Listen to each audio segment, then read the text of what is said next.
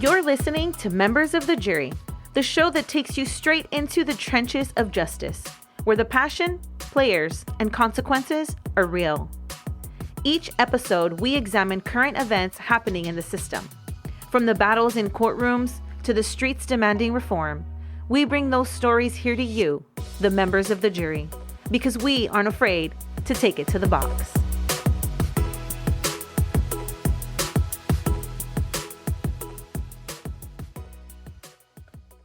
What's going on, members of the jury? And as always, happy Freedom Friday. We are now just a few short weeks away and one episode short of reaching our 6-month mark since releasing the first episode of Members of the Jury. It has been such an amazing journey.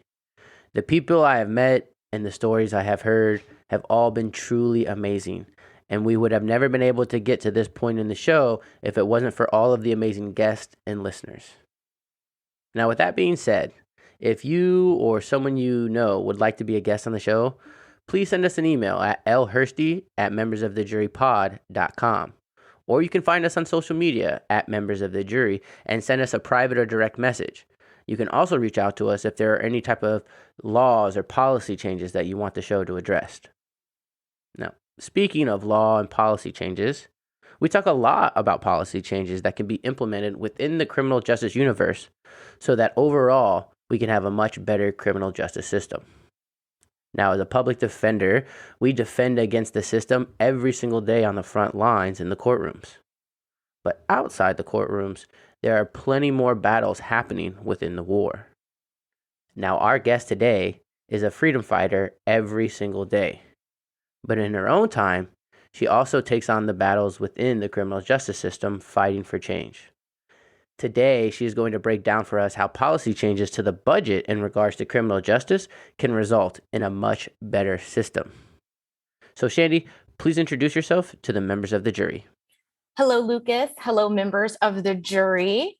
This kind, smooth, incredibly persuasive voice belongs to that of Shandi. As Lucas mentioned, I am also a fellow freedom fighter. I am a public defender and have been a public defender for the past 3 years. I have done 10 jury trials at this point, hoping to do more soon. And as Lucas mentioned, I am also involved in some outside office organizations to address criminal justice reform more broadly. Through my office, I am the recruitment and retention chair of the Diversity, Equity, and Inclusion Committee. And so that is kind of what is the catalyst for our topic today. As Lucas mentioned, I'm going to be talking a little bit about policy and how policy changes in the budget can make an impact on the criminal justice system. So let me just kind of start. Everything started back really in this past summer of 2020, during the summer of social unrest, really. There was a lot across the country related to a lot of protests across the country related to the murders of Breonna Taylor, George Floyd, among many, many others. And going on marches, which me and many of my colleagues and friends did, was helpful. But I think that, to Lucas's point earlier, that you really need to attack criminal justice reform from many different sides.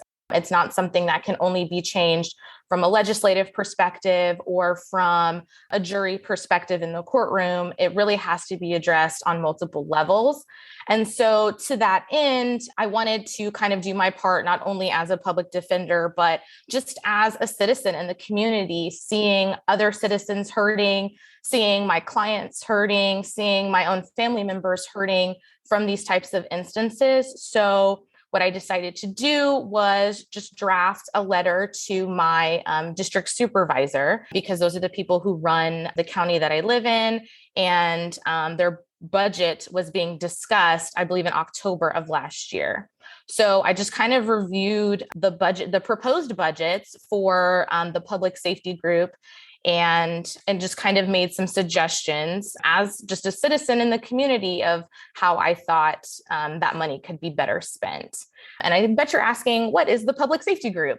So that is the kind of overarching organization that not really runs the office. I don't know, Lucas, how would you explain it? I know that it is comprised of different organizations. So for example, the Sheriff's Department, probation, health and human services, I think falls under Public Safety Group, the Public Defender's Office, and the District Attorney's Office. I'm not sure if I'm missing any others. Yeah, I think that's all of the entities, the way that I've always kind of associated the Public Safety Group is, basically all aspects of the criminal justice system fall under that category, as well as some additional, quality of life services and just overall well-being in local communities. But more or less all aspects of the criminal justice system fall under that category as it relates to budget, expenses, and distribution. Okay. Yeah, that's what I was thinking too. So I just reviewed the proposed budget from each of the departments that I listed, specifically looking at the Sheriff's Department and the District Attorney's Office's proposed budgets, and just kind of line itemed things that I thought that money could be reallocated in other ways. So that's kind of the gist of it. Well, we're super excited to get into basically breaking down this policy letter that you wrote your local representative. I had an opportunity to have it sent to me and read over it, and I could tell you that it doesn't necessarily need to be long or have, a bunch of LSAT and SAT dictionary words in there to be impressive. It's simple language that really packs a punch and can lay out a lot of the issues on the front lines that could be addressed that would have such an impactful change. And so I'm super excited to get into it. I also think it can serve as a way to let those who want to get involved with criminal justice reform and change an outlet to get involved, that you don't have to be a lawyer. You don't need to be battling it in the courtroom to impact change and have a better system that we're all a part of. And so I wanted to go ahead and get into the letter. You had briefly mentioned it a moment ago, at least regard to the first issue. And that was something that you had titled the areas of additional funds. And you essentially talk about how that there needs to be a better distribution of cost, or more just money in general given to the public defender's office. And I thought you made a very compelling argument because you noted that it's the public defender's office who are responsible for defending all indigent individuals under their jurisdiction.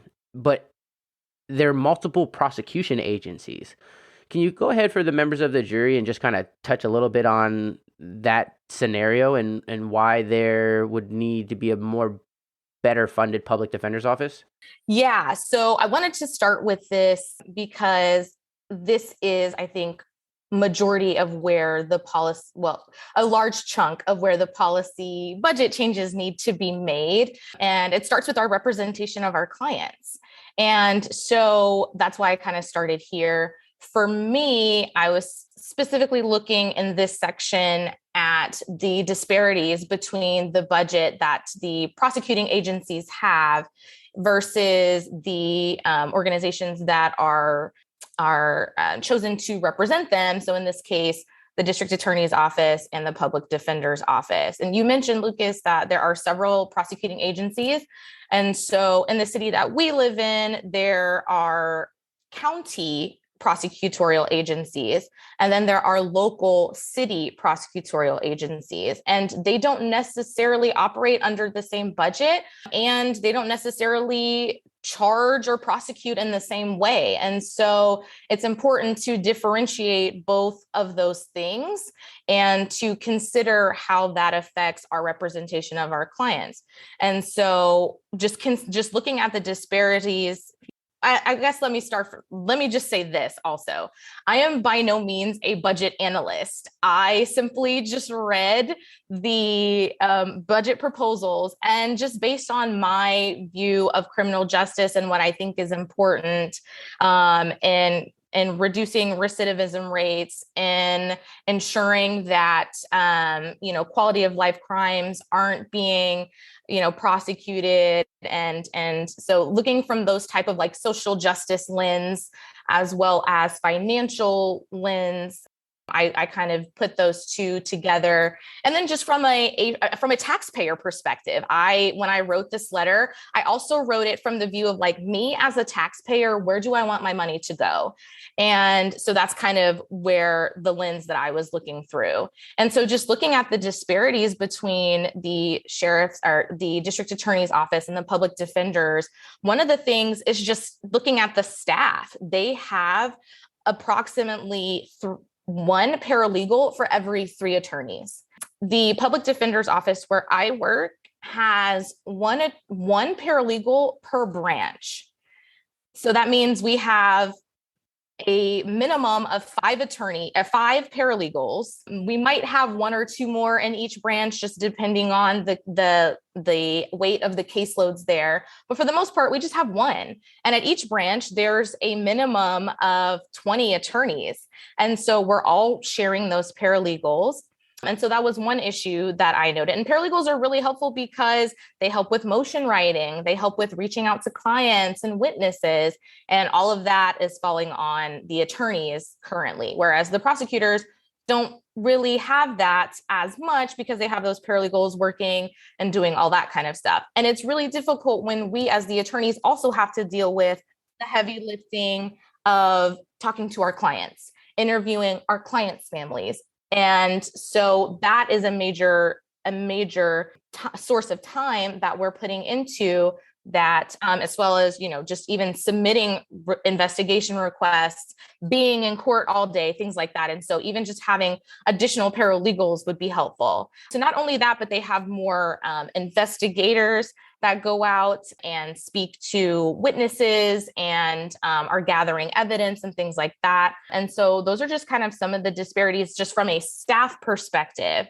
Additionally, a lot of prosecutorial agencies, whether it be local prosecutorial agencies or county, they also get grants that allow them to prosecute, for example, prison cases. And so that is something that the public defender's office is not getting in response. So while the prosecutors are getting money to prosecute those, my office is not getting additional money to combat and to litigate those same things. So we're already at a disadvantage in that way because we have to use the same amount of resources to combat additional cases.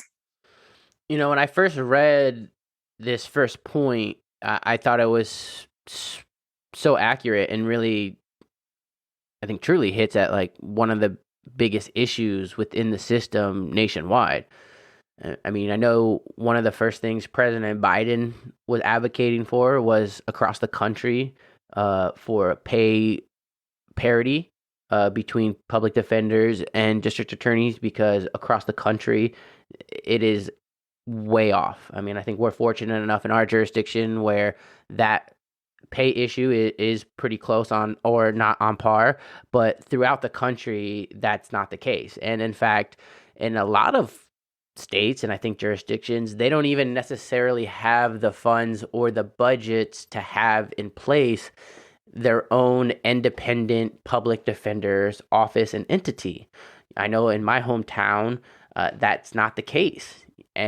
But there's definitely a local prosecutor's office. There's definitely a state prosecutor's office. And so the fact that we know for a fact every single state is going to have a state attorney's office down to the local attorney's office, but that's not reciprocated at the defense level, I think that shows a huge disparity. I mean, I've always said that I feel some type of way that within the presidential cabinet, there's an attorney general, but there's no representative for the defense. And, in the Constitution, there's a right to be defended, there's not necessarily a right to prosecute. And so I've always thought that that was a huge disparity, and that at the very minimum, local, state, and county budgets need to ensure that that Sixth Amendment right is available to all people. And simply just having an attorney doesn't mean that that right is being met. It needs to be a competent, well-paid, well-educated, well-staffed attorney. And so I thought that hit the nail on the head. And to that point, in California, you get a lawyer for sometimes even things that are infractions, right? We've seen cases come through that were charged as misdemeanors, and then they say, oh, we'll just let you plead to an infraction. And I know from having clients that have come from other jurisdictions, and they're telling me, for example, that, they're not getting counseled when making DUI pleas. When they're pleading to DUIs, they're not getting counseled. And that, because that has repercussions, not only in your own state, but across state lines, as far as, Watson murder and just even the consequences of picking up additional DUIs, the fact that someone is not being counseled as to those consequences blows my mind. And so, yeah, to your point, it's not only that they are not getting, that the government in either local or state capacity is not providing necessarily funds for that, but that even when they are being, represented by a public defender's office or some sort of indigent service in some way, it might not necessarily even be for every type of misdemeanor or felony offense. And that is equally shocking. Yeah, I know for a fact that there are courtrooms across this country where there are individuals being charged with crimes who ultimately are before a judge without representation. And before they know it, they're somehow involved in a guilty plea simply because a judge asked them if they did something and they didn't know any better and just said yes, without realizing that there's, intricacies and elements within each charge that really need to be discussed and analyzed by an attorney. And even if someone may be what we say good for it, they may be, they might have the evidence to support that charge and conviction. That doesn't mean that a conviction has to be the result of that case. We'll talk about it later, but a big notion is that justice does not equal conviction. And, just because you get a conviction does not mean that there was justice. And the opposite is true. You can very well have justice without a conviction. So, I wanted to get into one of the other points that you had under that funds, and you mentioned it a little bit in your initial kind of response, and that was just with, certain aspects of laws and prosecution that are being sought after, and how there isn't then a match or for the defense of that allegation.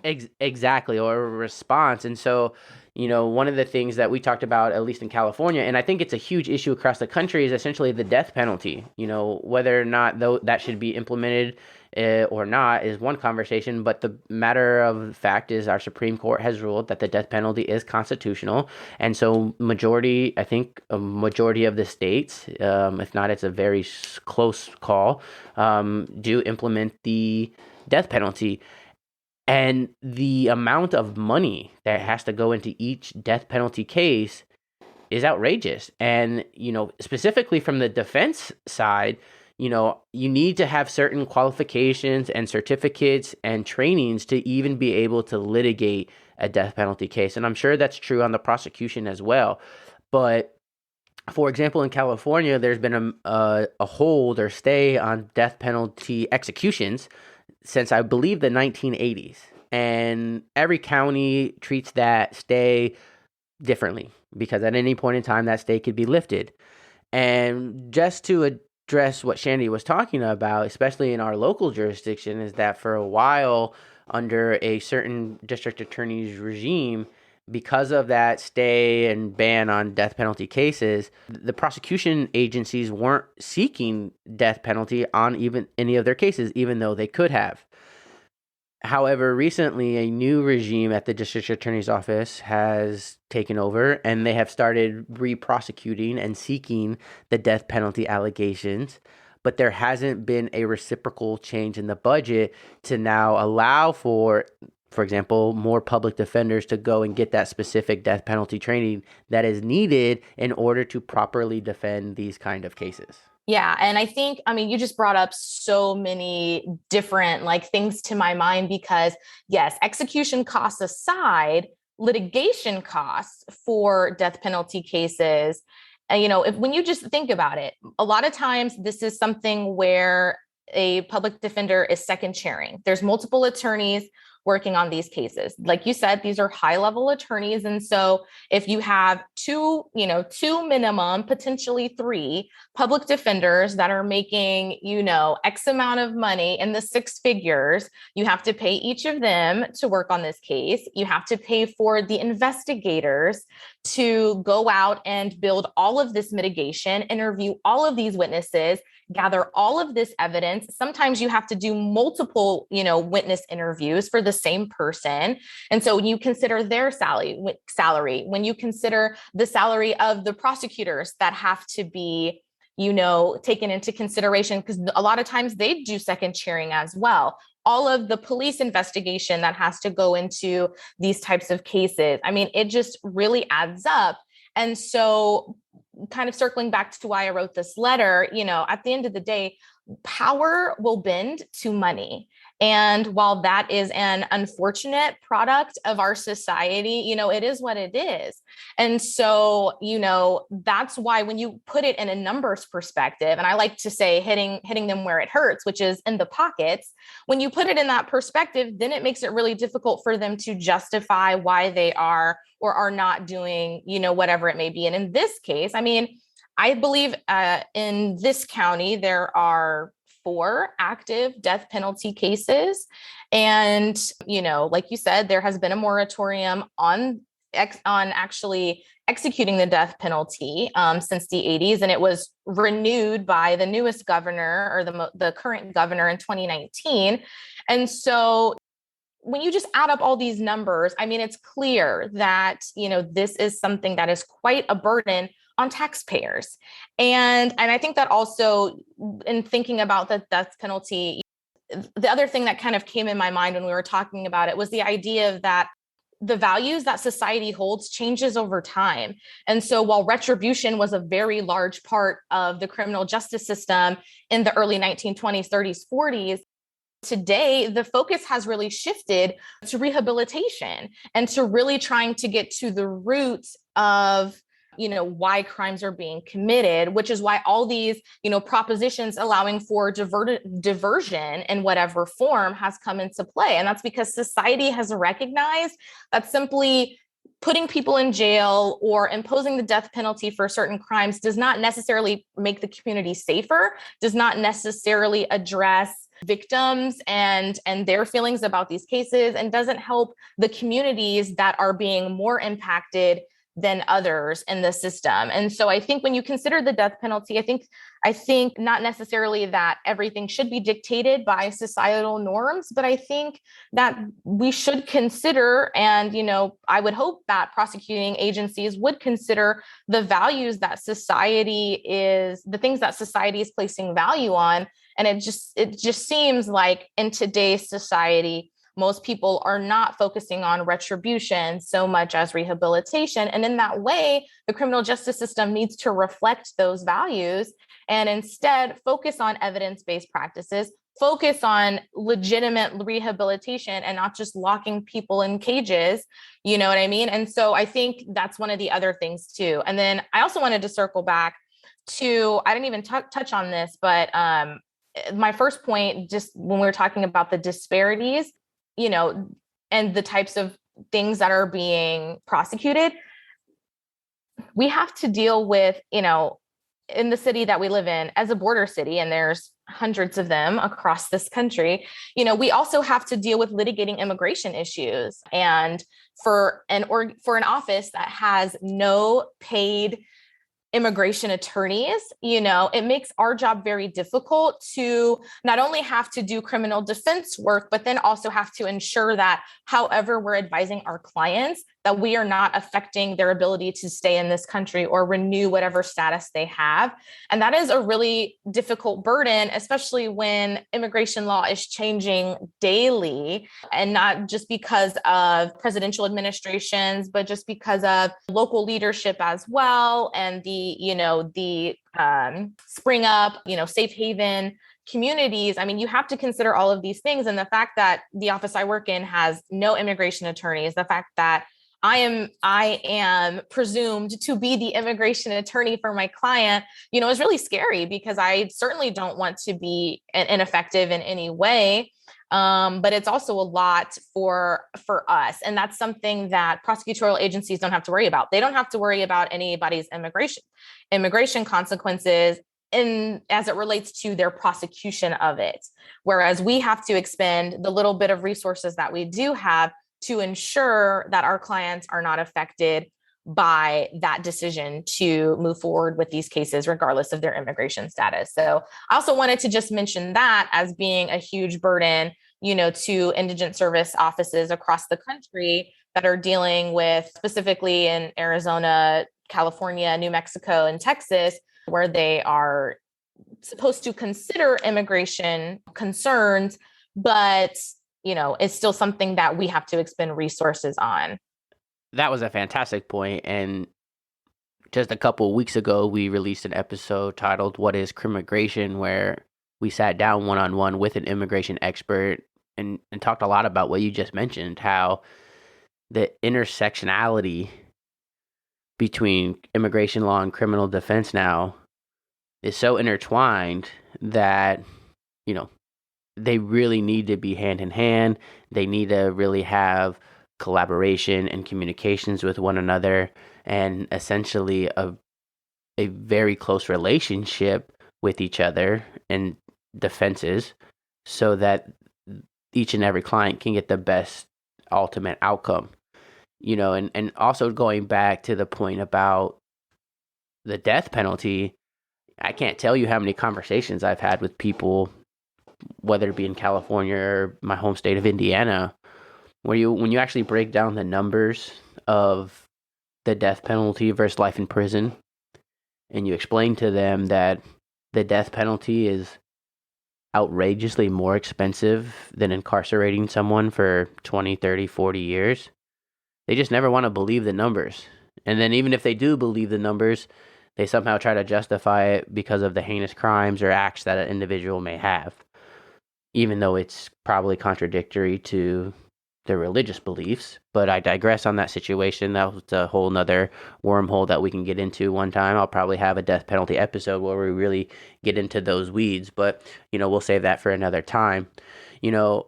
So your first part of your letter addressed areas for additional funds, which makes sense that our specific unit within that umbrella of the budget just needs to get a share, so that they can address better issues. Now, the second part of your letter comprised of reallocating funds that are essentially already approved for a certain destination or entity. What was your focus under this subsection? Yeah, so this connects also with the third one as it relates to quality of life crimes, or I say crimes, but there's air quotes around that, because a lot of the things that are being prosecuted, a lot of things that are on the books as quote unquote criminal or crimes, really stem from social issues, right? It deals with mental health. It has to do, the underlying issues involve mental health. They involve substance use. They involve, family violence and issues related to, people's access to resources. And so when I was going through the budget, I was just looking for things that, instead of perhaps prosecuting this, or perhaps instead of for example, the sheriffs having some sort of homeless outreach organization, instead of that, because historically people who are coming in contact with the police do not have a very strong relationship with them. There's issues with trust that is pervasive, not only with, specifically in, communities of color with the police. And so to me, it just doesn't really make sense that we would equip the very people who are the ones that our clients are scared of to go out and say, hey, let me try to help you get these services. And so as I was reading through their budget, I was like, let's take out these things. Let's make this operation moot. And let's just put that money toward actual services that affect our clients and can actually help them. And the reason I bring that up the reason I brought up the sheriffs is because when both you and I worked downtown, it happened all the time where our clients who were homeless and were simply being charged with lodging on the streets, the police officers would come up and they would say, hey, do you want to go into a shelter? Clients would say yes or no, one way or the other. And if they said yes, sometimes the officers would take them to a shelter where they couldn't go because it's only a women and children shelter, or it's a couple and the shelter will only take the male and not the female, or vice versa. Or, a lot of our unhoused clients are really attached to their animals and the shelters won't let you bring your pet. And so then our clients are back right where they started. And all the officers did was drop them off at the shelter, watch them walk inside, but didn't actually do a warm handoff to see, are these services actually addressing the concerns of this individual?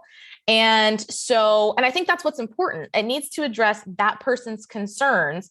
And a lot of these organizations just don't. A lot of I would say related to particularly the sheriff's and the district attorney's offices organizations. There are outside organizations through Health and Human Services, through nonprofits that are trying to address those. And I think let's put the money toward them because they actually have the proper channels, the resources, and the knowledge of where people can go to actually make a difference in that person's life. And so that was kind of my thinking is like, let's give the money to the people who are actually doing the work full time and not just sprinkling a couple dollars here and there to someone who's trying to, on the surface, do the job, but is not actually effective.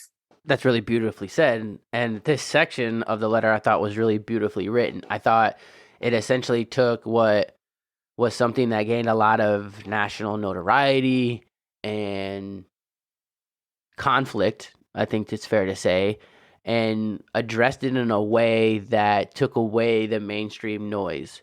Because at the end of the day, what this thing is saying is defund the police.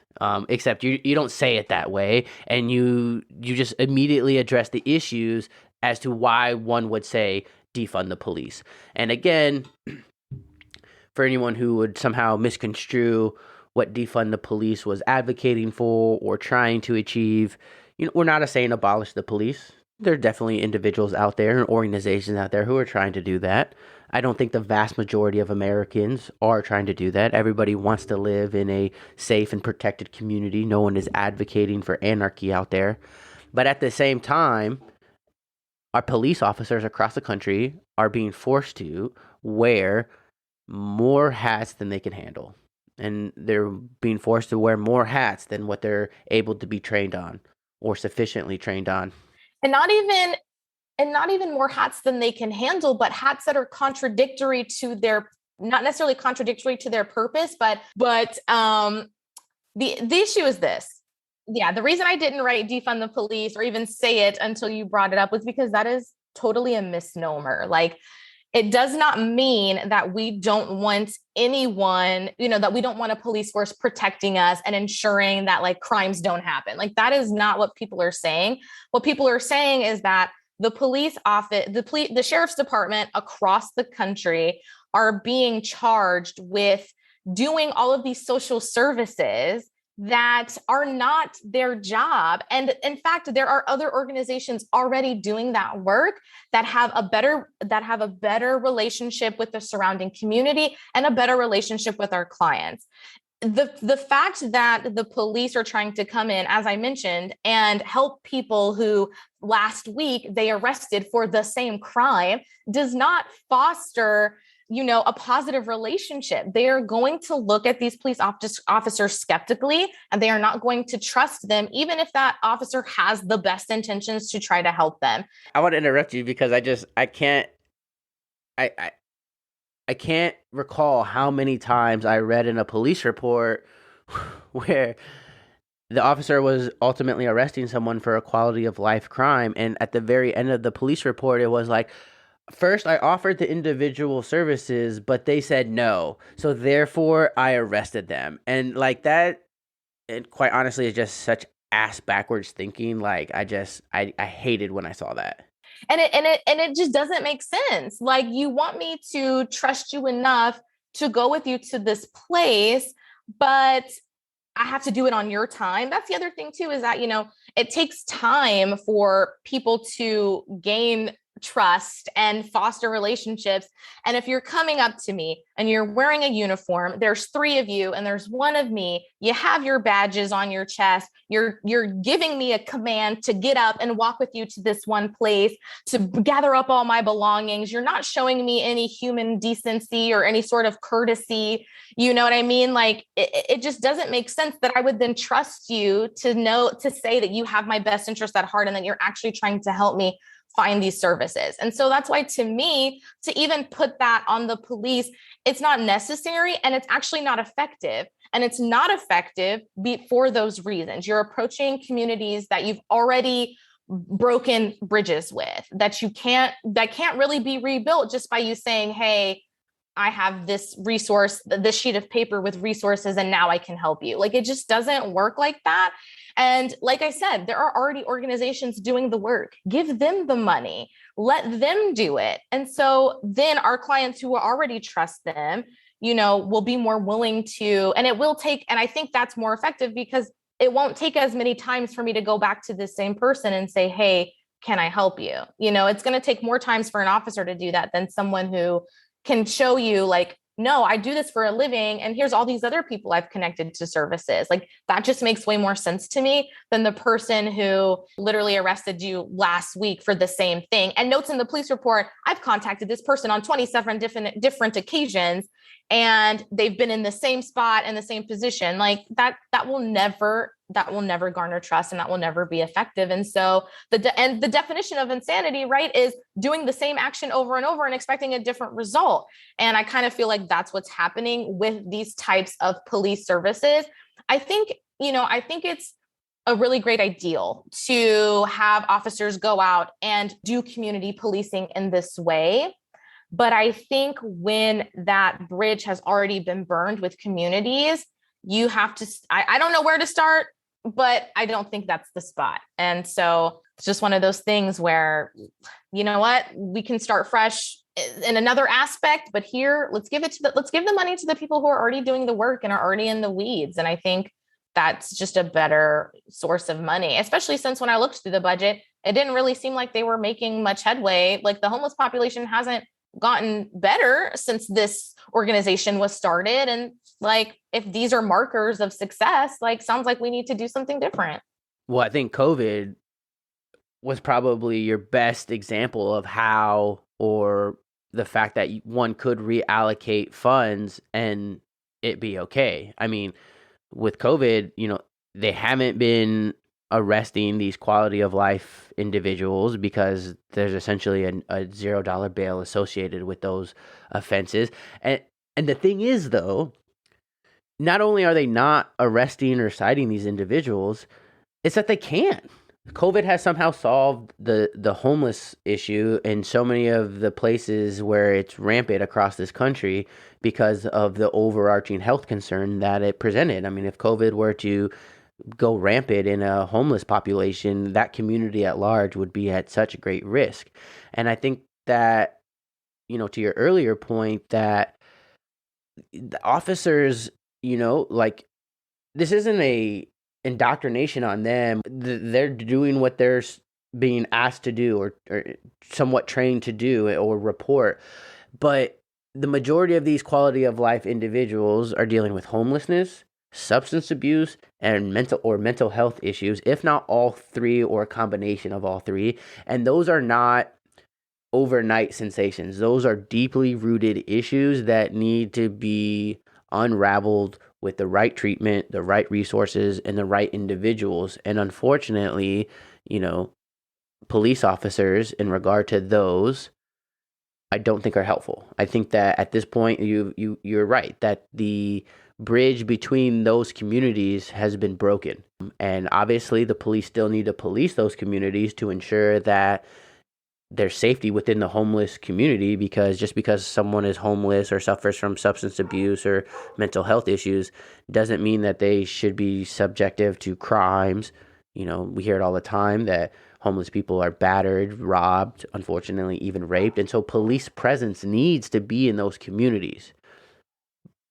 But not wearing multiple hats, trying to ensure the safety, but then also get to the root of these issues. That's for non-law enforcement agencies, I think, to handle. And so I thought that that was a really great way, articulate way of essentially bringing back the whole defund the police community, but do it in a way where an actual conversation can happen, because now we're talking about the merits as to where that saying even came from. So one of the other things you mentioned as far as reallocating the funds was that you think more funds could go to something that you refer to as housing and wraparound services. Where does that play a role in the funds, and how do you think that could essentially have a better impact on the criminal justice community? Yeah. So, I mean, you already mentioned that, our clients and those that are unfortunately unhoused, they are dealing with a lot more than just the fact that they don't have a roof over their head. Like you mentioned, they have substance abuse concerns, they have mental health, they might not have any family out here.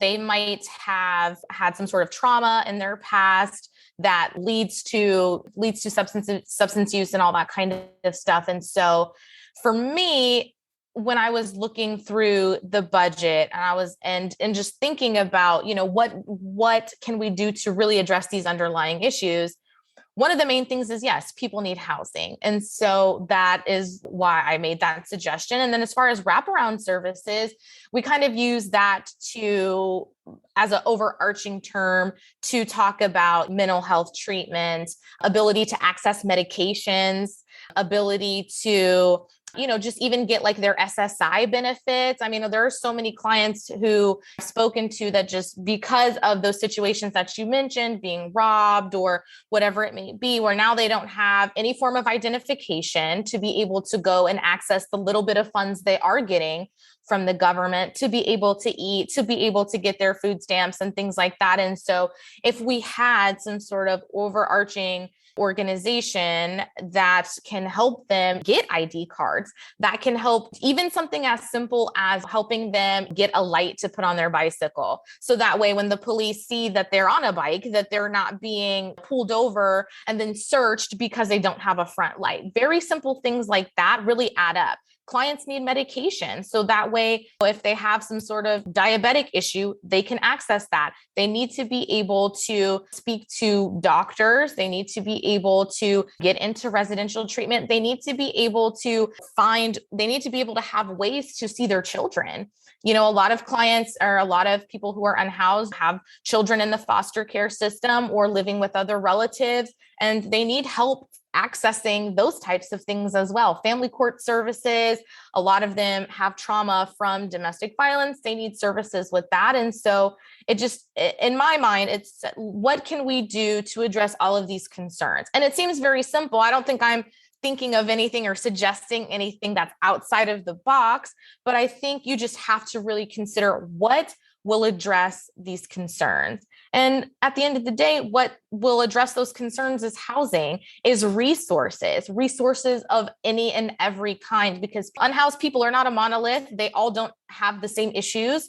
And so they need resources and help on how to get those things. I mean, you don't know how many clients I've had that have told me, like, I don't know how to get a license. I can't pay for one through the DMV. And if you don't have a license, then they can't go to the bank and set up a bank account to get their SSI. And so now they're just walking around with no money and no access to anything.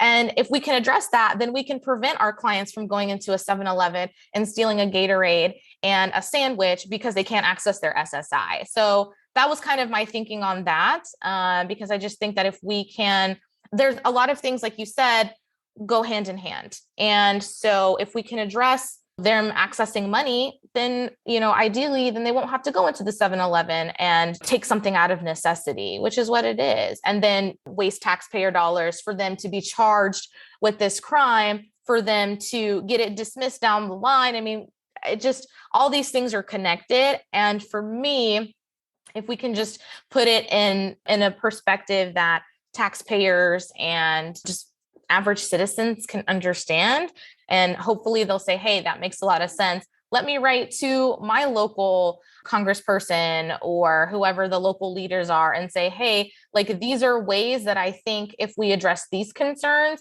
and to my third point, decriminalize things like homelessness and simple possession of drugs, things like that, then ideally that money will be freed up to then help them get housing. So I think it's kind of just like a circle. If we take that money away from prosecuting those crimes and put it toward addressing the underlying issues, then we won't have crimes to prosecute, in an ideal world. Well, that makes sense to me. So I am on board with that argument and think that we should continue making it. And I honestly don't think that money and affording these housing and wraparound services isn't the issue. I honestly think that it's just because most of the people in charge of the budget don't think that those homeless people or unhoused clients would actually take advantage of the services if they were made available to them. And so they think that it might be a waste of time, resources, and money.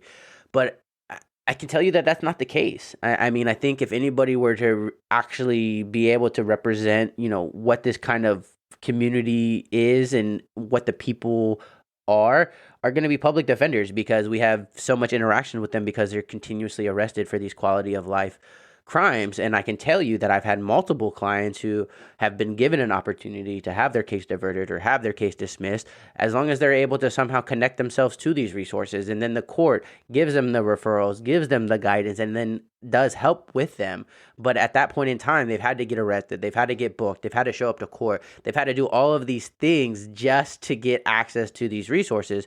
And I'll never forget, one of my favorite clients of all times, over the course of 6 months, literally went from a straight unhoused individual who was just contacted multiple times going to the same location and was given one of those opportunities. And by the time his case was dismissed, when I showed up to court, I didn't even recognize him.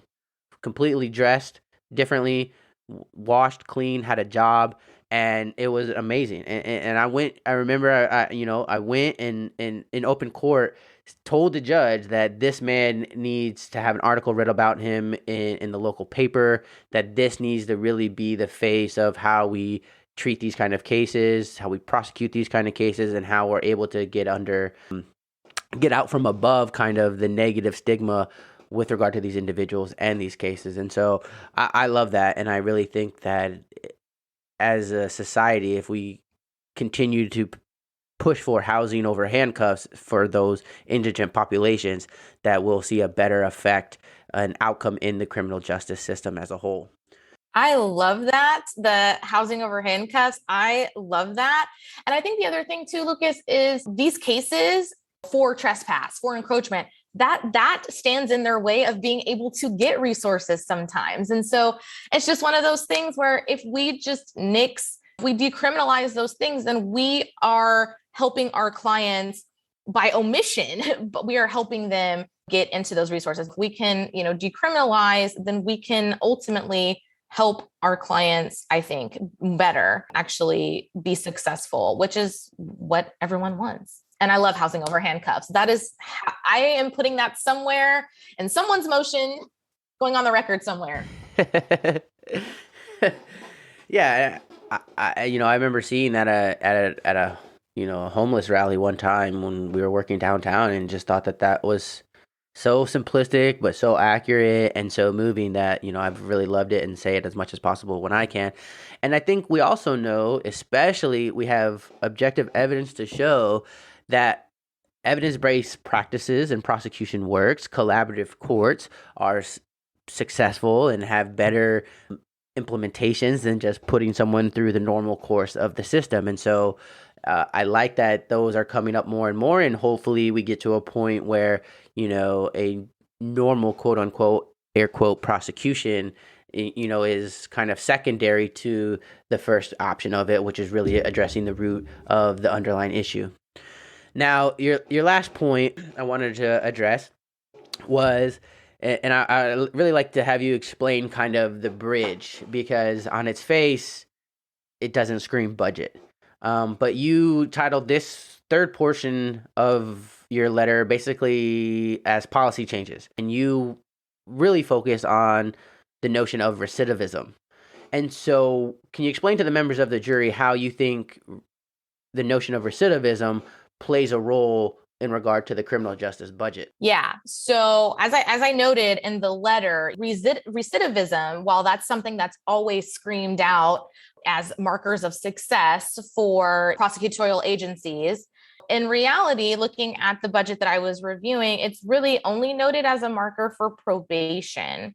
And the reason why that is not a super accurate marker or even really helpful is because probation doesn't monitor everyone. In fact, most people, I don't know how accurate this is, but we have so many clients on informal probation, right? And so because they don't come into contact with the probation department, there is no one tracking that entire group of people's, quote unquote, recidivism rates. And so I just don't think it's a super accurate, as it currently is. I just don't think it's a super accurate marker of success. But I do think it is an important marker because that is something that we are working to reducing, right? That's our ultimate goal as public defenders, is to ensure that we don't see John Smith client again, and ideally by addressing those underlying concerns and things like that. But so the reason I wanted to include that in the letter was because there's a lot more to it than just that. And I think that we need to kind of track this in a better way. And in my letter, I didn't have a suggestion as to how we could track it. But I think it is important because I think if we can show how, particularly with these new diversion statutes, with these propositions that allow for, reductions in cases and things like that, with all of that, if we can use that to show, the decrease in recidivism rates, I think that would be helpful. I didn't really have any more ideas other than that, but I thought that it just was something that needed to be addressed because currently I think it's an inaccurate reflection as it in the budget. And so I just think that that's something that, and to your point, right, that's not something that can be shown through numbers, but I do think that is something that to me is more important than just conviction rates, right? That to me isn't helpful at all because conviction rates that's a story for a different day. I think that's a very bad marker of success because to your point, a conviction, a guilty plea does not necessarily equal justice, right? And so that's where recidivism really comes in because I think that is a better tracker of are our efforts successful or are they not? Conviction rates mean nothing to me in that regard versus being able to track how well our clients are doing after diversion, right? How well our clients are doing once they get their cases expunged and seeing that they, have been able to get their case expunged because they haven't picked up any new cases. I think that is more important than, which we are starting to track now. Our office has implemented a program to help clients with expungements and reductions based on new changes in the law and things like that. But to me, that is a better marker for determining a quote unquote justice than just, the rate of conviction and how much money we're throwing at prosecuting, these cases. Because at the end of the day, a lot of the cases that you and I have tried have been nonsense.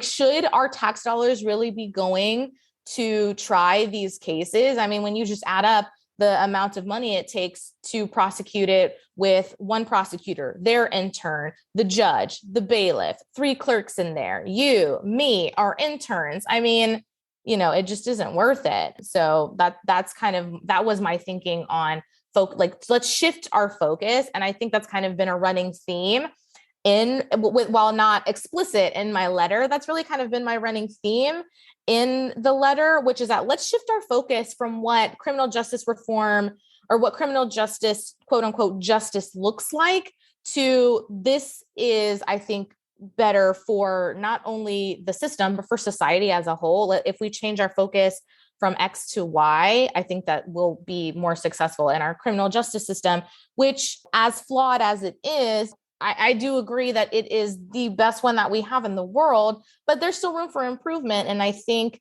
that these efforts that are being made across the country to reform criminal justice in a lot of different ways, we are working toward a more equitable system, which is ultimately what we want. We want due process of law, fairness, and equity. 100%. And I mean, I always remind people that, the whole premise of the criminal justice system is for rehabilitation.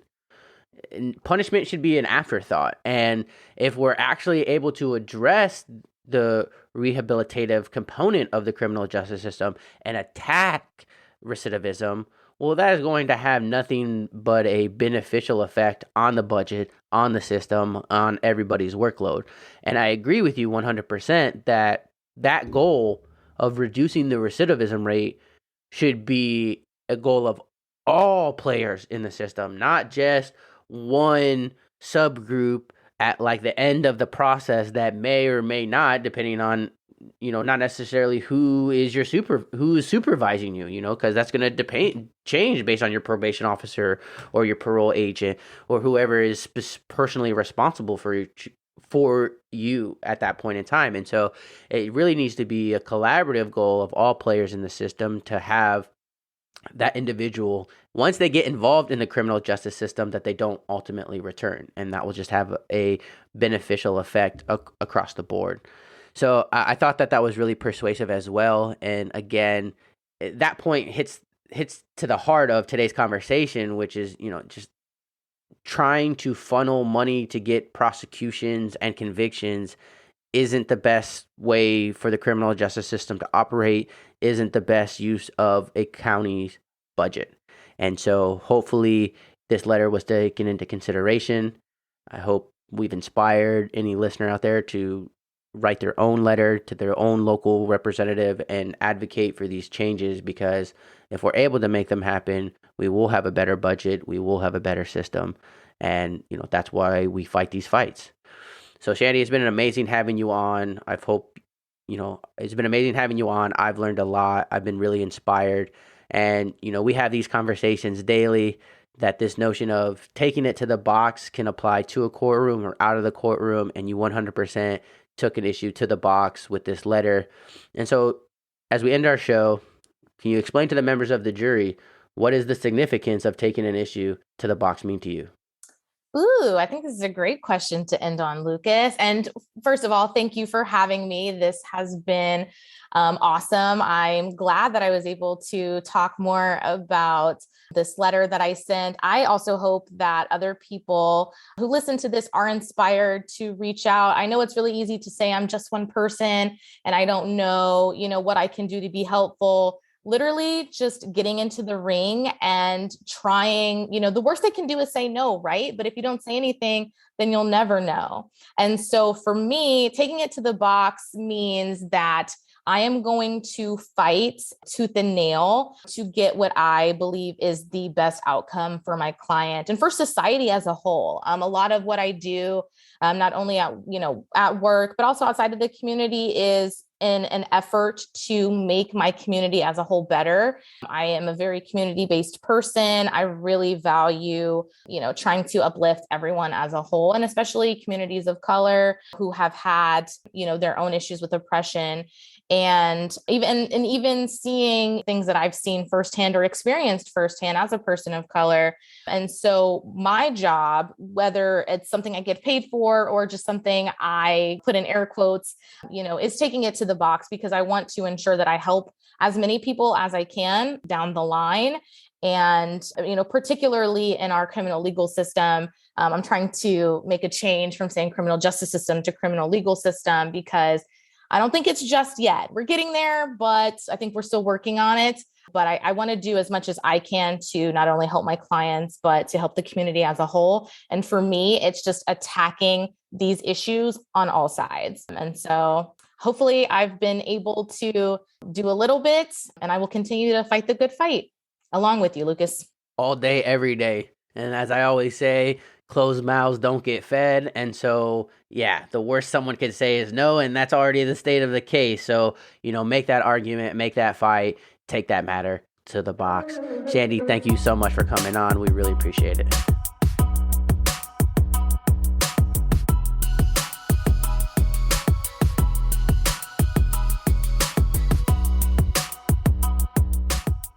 Well, members of the jury, that's our show, and I rest my case.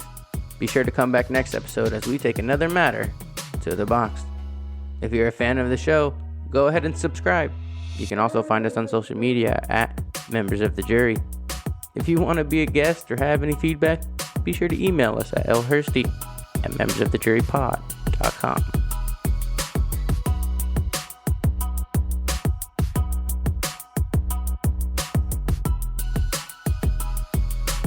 The information in this podcast is provided as general reference work as a public service.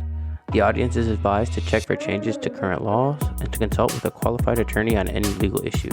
The use of this material does not create an attorney-client privilege in any fashion with the podcast, the host, or the guest. This information is for educational purposes only, and no one affiliated with the podcast may be held liable for any decision made based on this information.